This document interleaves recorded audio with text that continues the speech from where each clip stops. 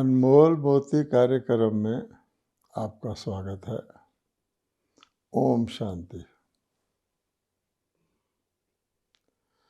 कुछ वस्तुएं ऐसी होती हैं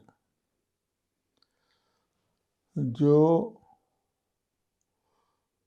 बहुत थोड़े से समय में बहुत महत्वपूर्ण कार्य करती हैं। इसी प्रकार से कुछ घटनाएं भी ऐसी होती हैं जो एक बार घटती हैं और उनका असर बहुत काल तक रहता है। उदाहरण के तौर पर हम अगर बीज को लें, किसी पेड़ के बीज को लें, फल के बीज को लें, तो बीज थोड़ा समय में ही धरती में बोने पर एक ऐसे छोटे से पौधे को जन्म दे देता है और खुद उसके बाद लुप्त हो जाता है, जिस पौधे का फिर बहुत बड़ा लंबा ड्यूरेशन होता है, धीरे धीरे उसका विस्तार होता है, वर्षों तक वो पेड़ चलता है और अपने फल फूल पत्तियाँ जो कुछ देना होता है देता है, और जब बहुत काल तक वो अपने जो कुछ उस पेड़ को करना होता है करता है, उसके बाद जब वो सूख जाता है तब पुनः वही छोटा सा बीज फिर एक छोटे से पौधे को उत्पन्न कर देता है। तो बीज का कार्य अति महत्वपूर्ण होता है, लेकिन वो थोड़े से समय में ही अपना कार्य पूरा कर लेता है। इसी प्रकार से अगर हम घटनाओं को देखें तो जीवन के अंदर मान लो किसी का जन्म होता है। आज जन्म तो एक ही बार होता है, लेकिन वो जन्म कहाँ होता है, किस घर में होता है, किस परिस्थिति में होता है, किस रूप में होता है, एक बार हो जाता है, उसके बाद बहुत काल तक, मृत्यु होने तक वो जन्म अपना प्रभाव रखता है। और इसी प्रकार से अगर हम मृत्यु को लें तो मृत्यु भी क्षण भर में हो जाती है, और जो कुछ जैसे पेड़ सूख जाता था, ऐसे जो कुछ जीवन काल में हुआ होता है वो सब का अंत हो जाता है। इसी प्रकार से अगर हम इस बात को समझें कि सृष्टि नाटक भी एक चक्रिक क्रम में चलता है, और उस चक्रिक क्रम में ये शुरू होता है तो एक महत्वपूर्ण स्थिति से, एक अवस्था से, एक ऊंची स्टेज से शुरू होता है, फिर बहुत काल तक धीरे धीरे धीरे धीरे धीरे धीरे धीरे ये चलता रहता है। और फिर एक समय आता है जब सूखे हुए पेड़ की तरह या व्यक्ति के शरीर छोड़ने मृत्यु के समय की तरह इसका एक चक्र का पूरा अंत आ जाता है। अब पुनः जैसे बीज से नया पौधा लग जाता है, इसी प्रकार से मृत्यु के बाद नया जन्म हो जाता है, तो फिर इस सृष्टि चक्र को भी नया जन्म मिल जाता है। अब वो कौन करता है? तो अवश्य ही जैसे बीज को कहें कि पेड़ का वो आदि है, इसी प्रकार से परमपिता परमात्मा जो सृष्टि का रचयिता कहे जाते हैं, तो नई सृष्टि के रचयिता होंगे, तो उस नई सृष्टि के रचयिता परमपिता परमात्मा उस कार्य को शुरू करते हैं। उनका पाठ थोड़े से समय का होता है, लेकिन जो वो नई सृष्टि शुरू करते हैं तो वो फिर बहुत काल तक चलती है। शास्त्रों में लिख दिया गया लाखों वर्ष का सृष्टि चक्र है, परंतु जो इसके रचयिता हैं भगवान, वो खुद बताते हैं कि इतना लंबा यह सृष्टि चक्र नहीं है। इसकी अवधि या इसकी आयु केवल 5000 वर्ष है। 5000 वर्ष में ही ये नया सृष्टि चक्र शुरू होता है और अपनी चारों युगों की अवस्थाओं में सतयुग, त्रेता, द्वापर, कलयुग को पास करते हुए 5000 वर्ष के अंत में आकर पुनः अपने उस आदि और अंत के संधि काल पर अथवा संगम पर खड़ा हो जाता है। और फिर परमपिता परमात्मा जो इस सृष्टि रूपी वृक्ष के बीज हैं, इस चक्र के आदि करता हैं, पुनः स्थापना करने वाले हैं, वो अपना पार्ट प्ले करते हैं। अब इस बात को अगर कोई समझ जाए तो ये देख सकता है कि ऐसे नहीं कि परमपिता परमात्मा का जो पार्ट है वो सारे सृष्टि चक्र में सारा ही समय चलता रहता है, नहीं। और ना ही ऐसा है कि बिना परमात्मा के ही सृष्टि चक्र पुनरावृत्त हो सकता है। कहने का भाव ये है, जैसे आज हम कलयुग में आ गए हैं, तो अब आगे ये दुनिया जो चलेगी तो उसमें क्या होगा, सोचने की बात है। इसमें कोई अनिश्चितता की बात नहीं है। व्यक्ति बुद्धि से समझ सकता है कि जो चीज़ जहाँ होती है उससे आगे बढ़ती है। अर्थात अगर एक व्यक्ति वृद्ध हो गया है तो वो और वृद्ध होगा आगे, कितना भी वो प्रयत्न कर ले, वो जवान तो होने की बात ही नहीं, जिस वृद्ध अवस्था में है उस अवस्था से भी आगे उसको और वृद्ध ही होना है। इसी प्रकार से कलयुग जिस अवस्था में होता है उसके आगे उसको और घोर कलयुग ही होना है।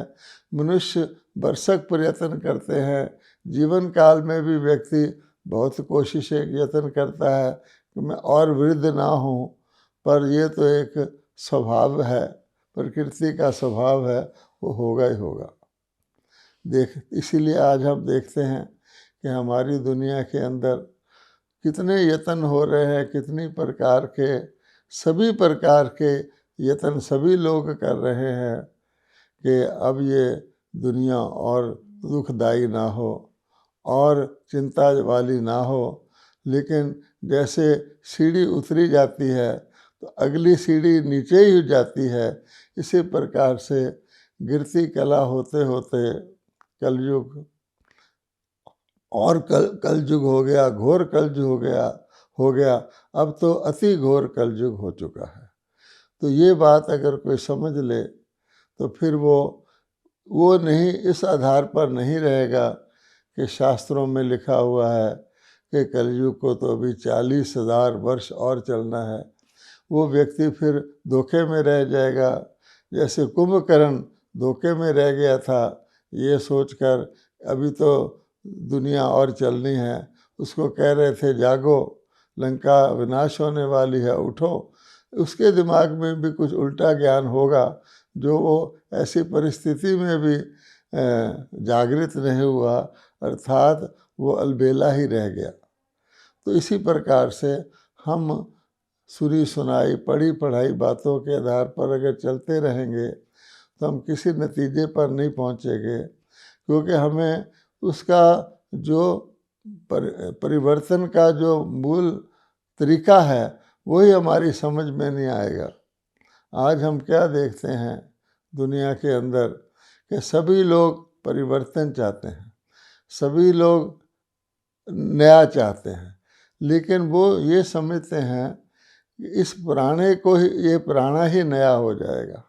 अर्थात किसी को कहो कि सारी दुनिया ही अब ऐसी स्थिति में पहुंच गई है जैसे व्यक्ति मृत्यु शैया पर लेट जाए और उसकी मृत्यु के बाद उसका नया जन्म ही उसके सब दुखों के रोगों से मुक्त होने का उपाय है। वो मनुष्य ऐसा समझते ही नहीं, ना वो ऐसा चाहते हैं कि सारी पुरानी दुनिया ही भस्मीभूत हो जाए, नष्ट हो जाए, सूख जाए और फिर नई दुनिया आए क्योंकि जैसे मृत्यु से हर व्यक्ति डरता है, वो जो कुछ उनके पास है दुखदाई है, इसको वो छोड़ने से डरते हैं। तो सभी का प्रयत्न ये है कि ये बूढ़ी दुनिया ही पुनः पुनः बच्चा बन जाए। वो तो होने वाला नहीं है। ये सारे कहने का भावार्थ ये है कि एक महापरिवर्तन, जिसको महाभारत कहा गया है, एक टोटल कंप्लीट परिवर्तन की आवश्यकता है। अगर हम आज की दुनिया, जिसमें कितनी भी कई प्रकार की प्रगति मानव ने कर ली हो, लेकिन मानव के जीवन का जो स्थायी शांति है, स्थायी सुख है, स्थिरता है, वो सारे का सारा गायब हो चुका है। और मानव एक प्रकार का नकली सुख, और नकली तो क्या, अब तो वर्चुअल जिसको कहते हैं, छाई पर छाई का सुख दुख देख कर ही जी रहा है। तो इसलिए आवश्यकता है इस बात को जानने की कि परमपिता परमात्मा जो मनुष्य सृष्टि के बीज रूप हैं, जो भगवत गीता के भगवान हैं, उनका पार्ट, उनका इस सृष्टि पर अवतरण होना वो किस समय होता है, और उस अवतरण से क्या तरीका परमात्मा अपनाते हैं सारी दुनिया को परिवर्तित करने का। क्योंकि अब वो समय आ गया है और परमपिता परमात्मा खुद स्वयं अवतरित होकर बताते हैं कि मैं किस प्रकार से, मेरे आने का समय हो चुका है, जिस विधि से मैं आता हूँ उस विधि से मैं आता हूँ, और सबके कल्याण के लिए आता हूँ, क्योंकि परमात्मा है ही कल्याणकारी, परमात्मा है ही दुख हरता सुख करता, पुराने को नया बनाने वाला, बिगड़ी को बनाने वाला। तो अब हम देखते हैं परमात्मा स्वयं आकर क्या बताते हैं। तो परमात्मा कहते हैं कि देखो, अभी सब दुनिया मानेगी, हर एक व्यक्ति मानेगा कि ये कलयुग है। अगर ये कलयुग है तो हम सब कलयुगी हैं। हम ये तो नहीं कह सकते है ये कलयुग और मैं सतयुगी हूँ, नहीं। अगर ये दुनिया पतित है, 5 विकार हर एक व्यक्ति में प्रवेश कर चुके हैं, तो हम सब कहेंगे कि हम पतित हैं, हमारे अंदर 5 विकार प्रविष्ट हो चुके हैं। ऐसा तो नहीं कह सकते कि सारी दुनिया पतित है, उसमें मैं पावन हूँ। आप देखेंगे कि साधु संत महात्मा भी गंगा स्नान कर रहे हैं, जप तप कर रहे हैं, तो ज़रूर पावन होने के लिए ही कर रहे हैं। तो इसलिए भगवान ने गीता में कहा भी है, परित्राणाय साधूनां, कि इन सभी लोगों का, साधु संतों सहित, धार्मिक व्यक्तियों सहित कल्याण या उनको मैं ही तारता हूँ। तो जितने भी यत्न दुनिया में हो रहे हैं पुराने को ही नया बनाने के, वो तो नेचुरली नई बनेगी नहीं, जितना आगे बढ़ेंगे और पुरानी होती जाएगी। आज हम देखते हैं कि दुनिया में दुख बढ़ रहा है, अशांति बढ़ रही है, रोग बढ़ रहा है, गरीबी दरिद्रता बढ़ रही है, अस्वच्छता बढ़ रही है, और अकाल मृत्यु हो रही है। सब डॉक्टर बता रहे हैं कि छोटी छोटी आयु में हार्ट अटैक्स हो रहे हैं। और इसको तो छोड़ो, आज दुनिया के अंदर मृत्यु का बाजार इतना गर्म है कि प्राकृतिक आपदाएं, जैसे प्रकृति को भी गुस्सा आ गया हो कि मानव उससे सेवा लेने की बजाय उसका दोहन कर रहा है प्रकृति के तत्वों का, तो प्रकृति भी, प्राकृतिक प्रकोप भी बढ़ गए हैं। और मानव ने अपनी बुद्धि से ही अपने ही मानव जो जाति है उसको विनष्ट करने की भी तैयारियां कर ली हैं, जिसको हम परमाणु शस्त्र कहते हैं। ना केवल परमाणु शस्त्र अति मात्रा में बन चुके हैं, बल्कि आगे सोचते थे कि शायद कोई भी समझदार व्यक्ति ऐसे शस्त्रों का प्रयोग करने का सपने में भी नहीं सोचेगा, लेकिन अब तो हम देख रहे हैं कि परमाणु युद्ध के दिन प्रतिदिन हमारा विश्व समीप आता जा रहा है। किसको दोष दें?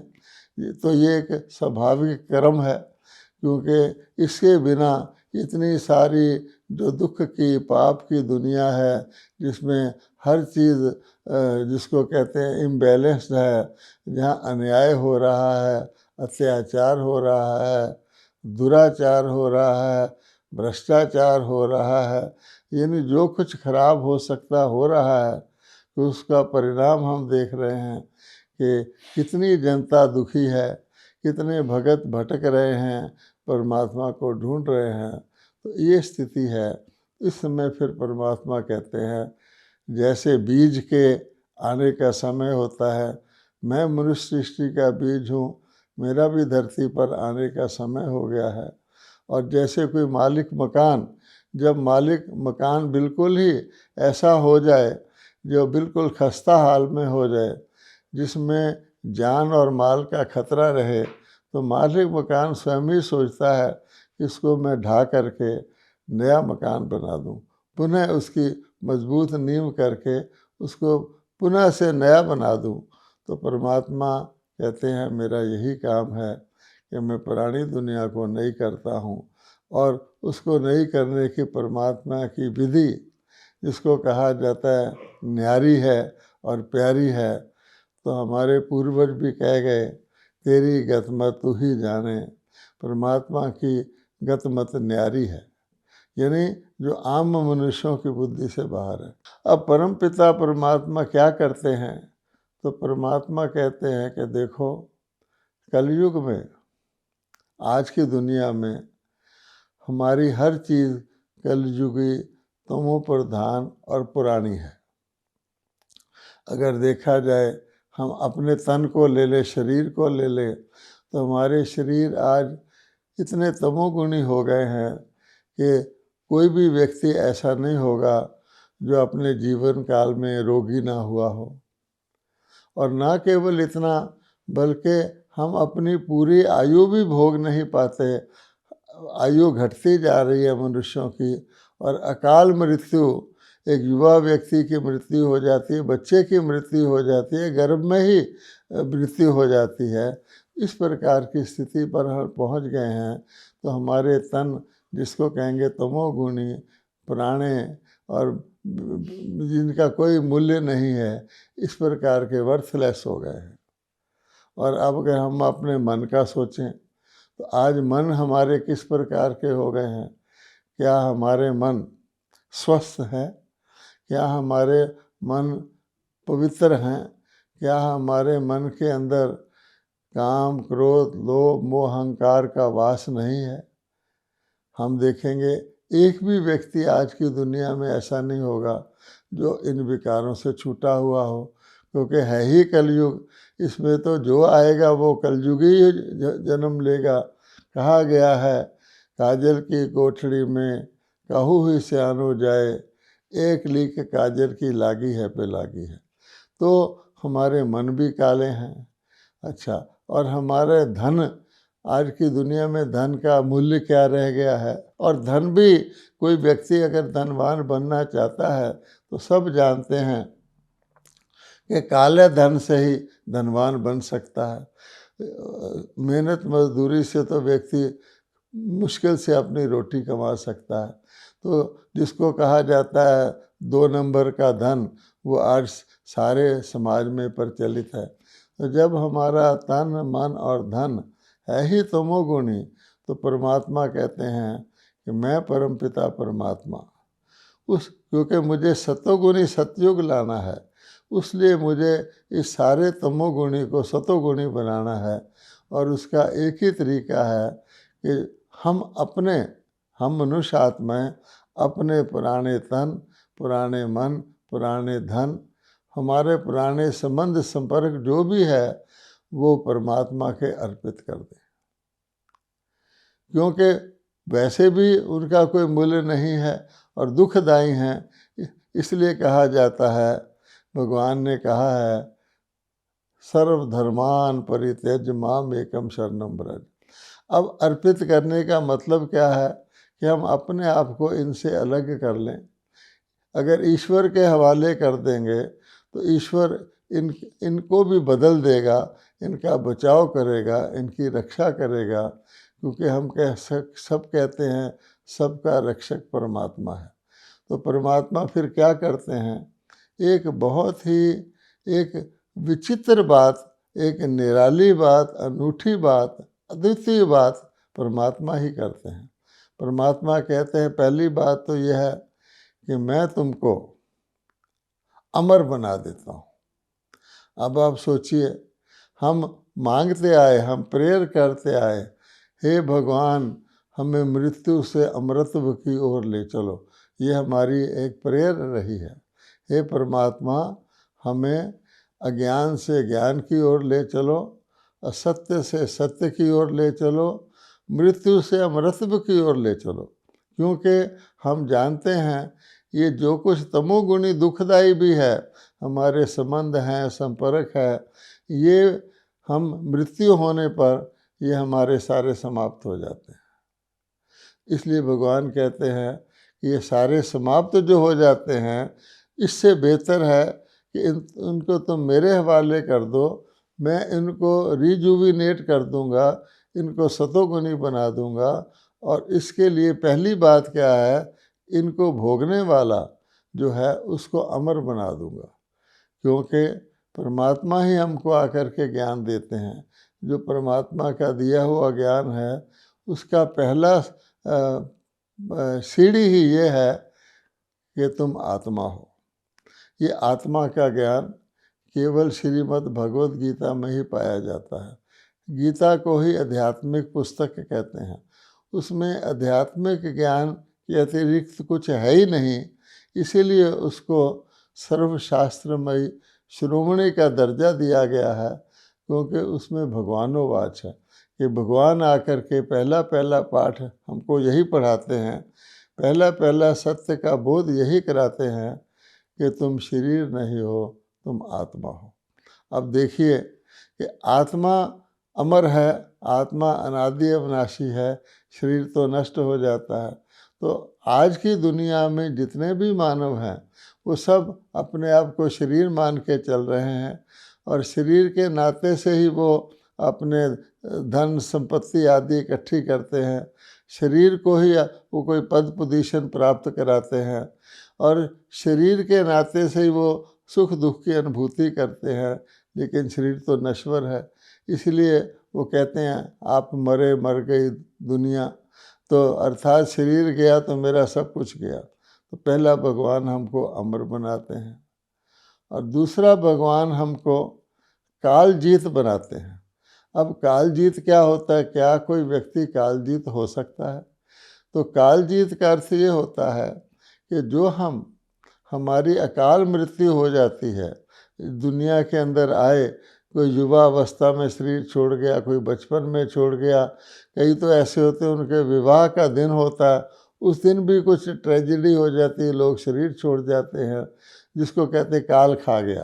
अर्थात हम आत्मा के अंदर इतनी शक्ति नहीं होती जो हम अपनी पूरी आयु भोग सकें और निरोग काया रहे हमारी, और हम धन धान्य संपन्न रहें, समृद्ध रहें। इसलिए भगवान कहते हैं कि मैं तुम्हें काल पर भी विजय बनाता हूँ और तुम्हें अमृतत्व का वरदान देता हूँ, और उसके बाद जो भी तुम्हारा तन है, मन है, धन है, वो तुम्हारा मैं परिवर्तित करके तमोगुणी से सतोगुणी कर देता हूँ। अगर हम गौर से देखेंगे तो सतयुग में हमारे शरीर कंचन काया कही जाती है, शरीरों की भी पूजा होती है देवी देवताओं के रूप में मंदिरों में, तो हमारे शरीर भी भगवान पावन बना देते हैं, धन दाने संपन्न कर देते हैं। भारत को सोने की चिड़िया कहा जाता है। एक यादगार रूप में आप श्री लक्ष्मी श्री नारायण का मंदिर देख लीजिए कि युगल रूप में श्री लक्ष्मी श्री नारायण है, हर प्रकार से संपन्न और संपूर्ण है, और पावन आत्माएं हैं, उनको होलीनेस और हाईनेस दोनों शक्तियां प्राप्त हैं। तो क्यों नहीं हम इस बात को समझते हुए कि वर्तमान समय वो समय है, अगर हम परमात्मा के द्वारा परमात्मा अवतरित हुए परमात्मा को पहचान कर समय की पुकार सुन कर के हम परमात्मा के हवाले अपना ये पुराना सब कुछ करेंगे और परमात्मा हमें अमर बना देंगे, कालजीत बना करके, दुनिया को सतयुग बना करके उसके अंदर हमको जन्म देंगे, तो हमसे बड़ा भाग्यशाली कौन होगा। ओम शांति।